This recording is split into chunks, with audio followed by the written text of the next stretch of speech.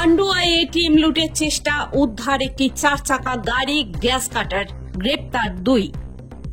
হুগলির পান্ডুয়া ব্লকের কুলটি রোড এলাকার জিটি রোডের পাশে একটি রাষ্ট্রায়ত্ত ব্যাংকের এটিএমে গতকাল গভীর রাতে লুটের চেষ্টা করে দুষ্কৃতীরা। সিসিটিভি ফুটেজে দেখা যায় রাত 2টো নাগাদ এক দুষ্কৃতী মাথায় টুপি পরে মুখ ঢেকে এটিএমে ঢোকে। হাতে প্লাস দিয়ে এটিএম এর ভেতর থাকা সিসিটিভি ক্যামেরাটি বন্ধ করার চেষ্টা করেছে সে। যে জমিতে এটিএম কিয়স্ক ভাড়া দেওয়া হয়েছে তার মালিক শুভজিৎ পাল বলেন, রাত 2:30টা নাগাদ এজেন্সি ফোন করে জানায় এটিএম এর ডাকাতি হচ্ছে। তারা ভিডিও পাঠায়। তারপর আমরা এসে দেখি পুলিশ রয়েছে। যারা এটিএম ভাঙতে এসেছিল তারা পালিয়েছে। এটিএম কাটার দিয়ে চেষ্টা করেছে কিন্তু নগদ টাকা নিতে পারেনি।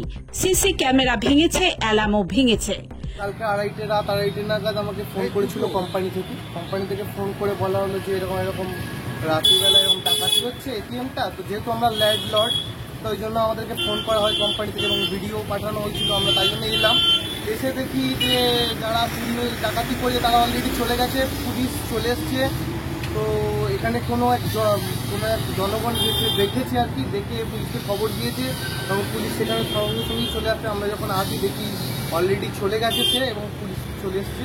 কি দেখলেন ভেতরে সমস্ত কিছু ভাঙা, ক্যামেরাগুলো ভেঙে দিয়েছে, বাইরে অ্যালার্মটা ভেঙে দিয়েছে, তার ক্যামেরাগুলো ভেঙে দিয়েছে। ক্যামেরা 3টে, ভেতরে 2টো ক্যামেরা ভেঙে দিয়েছে, বাইরে একটা ক্যামেরা ভেঙে দিয়েছে, অ্যালার্মগুলো ভাঙা।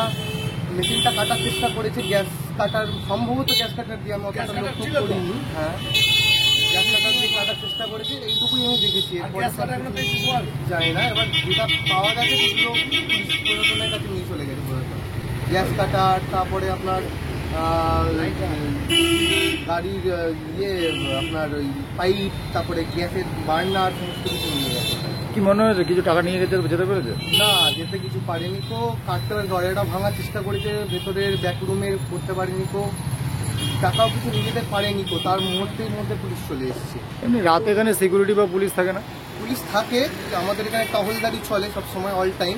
এবার যারা চুরি করে তারা অন্তত সমস্ত কিছু ভেবেচিন্তে চুরি করেছে, যে এই মুহূর্তে পুলিশ থাকে না, সমস্ত কিছু ভেবেচিন্তে করেছে। কিন্তু পুলিশ চলে এসছে। স্ট্যান্ড বাই কোনো ডিউটি থাকে না? পুলিশ স্ট্যান্ড বাই কোনো ডিউটি থাকে না। পুলিশ এমনি যাতায়াত করেনি প্রায় রাতে। প্রশাসন অ্যাক্টিভ আমাদের। আতঙ্কিত তো অবশ্যই, কারণ এটিএমে চুরি হয়েছে যখন, বাড়িতে চুরি হওয়া বা দোকানে চুরি হওয়া এমন কিছু ব্যাপার নয়, হতেই পারে না হওয়ার কিছু নেই। কিন্তু আমাদের প্রশাসনের কাছে আমার এইটুকু অনুরোধ, যাতে এই জিনিসটাকে কড়াভাবে পদক্ষেপ নেওয়া যায়, যাতে এই জিনিসটা না হয়।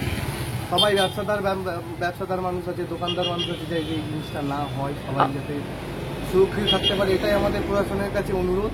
পুলিশ সূত্রে খবর, সোমবার রাত্রি 2টোর সময় পান্ডুয়া থানার এএসআই দেবজ্যোতি সামন্ত তার টিম নিয়ে কালনা মোড়ে নাইট আরটি ডিউটি করার সময় হঠাৎ খবর পান যে পান্ডুয়া হাটতলা জিটি রোড সংলগ্ন একটি এটিএম এর কাছে একটি সাদা মারুতি সুইফট গাড়ি দাঁড় করিয়ে কয়েকজন সন্দেহভাজন দুষ্কৃতী মুখে কাপড় বেঁধে এবং টুপি পরে এটিএম ভাঙার চেষ্টা করছে।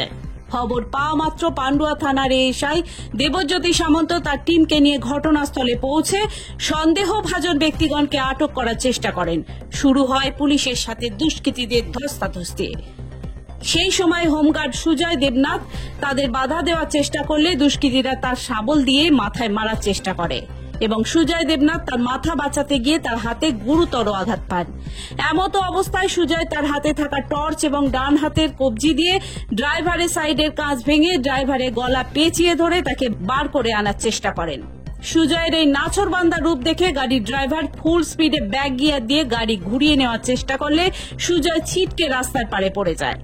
এমতো অবস্থায় দুষ্কৃতীরা গাড়িটি নিয়ে সেখান থেকে চম্পট দেয়। দেবজ্যোতি সামন্ত এবং তার টিম গাড়িটিকে ধাওয়া করে, থানার ওসিকে ফোন করে জানায় এবং রাস্তায় অন্য একটি আরটি গাড়িগুলিকে অ্যালার্ট করে দেয় এবং রাস্তা ব্লক করার নির্দেশ দেয়। পুলিশের তাড়া খেয়ে দুষ্কৃতীরা গাড়ি নিয়ে বৈচির দিকে যেতে গিয়ে বৈচি চৌমাথায় পুলিশ ব্লকেটের সম্মুখীন হয় এবং বৈচি গ্রামের দিকে ঢুকে পড়ে, কিন্তু তাতেও শেষ রক্ষা হয়নি। বৈচি গ্রাম রেল লাইনে তখন রেলগেট পড়ে যায় এবং দুষ্কৃতীরা গাড়িটি ছেড়ে পালিয়ে যেতে বাধ্য হয়। ধাওয়াকারী টিম তৎক্ষণাৎ ঘটনাস্থলে পৌঁছায় এবং চারিদিকে তাদের খোঁজ শুরু করে। আশেপাশের মেমারি এবং কালনা থানায় খবর পৌঁছে দেওয়া হয় এবং পরবর্তীতে কালনা থানার সহযোগিতায় দুজন দুষ্কৃতীকে অ্যারেস্ট করা হয়, যাদের নাম শেখ শাহরুখ এবং ইয়ামিন।